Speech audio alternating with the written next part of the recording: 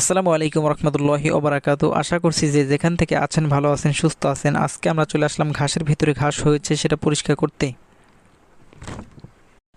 আসার পর আমরা ইউনিফর্মটা পরে নিচ্ছি, অর্থাৎ আমাদের কাজের ড্রেস। এটা পরে কাজ করতে অনেক ভালো লাগে, কারণ আপনি যে পোশাক পরবেন ওই পোশাকের কারণে আপনার মধ্যে একটা প্রভাব তৈরি হবে।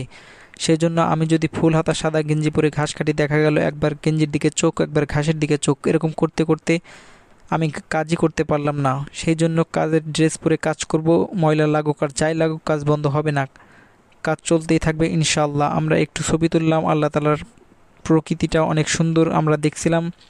ঘাসের ভিতরে কেমন ঘাস হয়েছে দেখলাম, অনেক ঘাস হয়েছে। আমরা এখন ঘাস কাটবো, ঘাস না কাটলে আমাদের কাজ হবে না। ঘাস কাটতে অনেক ভালো লাগতেছে, অনেক বড় বড় ঘাস। ঘাস কাটা আমাদের শেষ হয়ে গেছে, ঘাসগুলো আমরা এক এক করে উঠিয়ে নিয়ে যাব। আর এতগুলো ঘাস আমার একার পক্ষে নেওয়া সম্ভব না।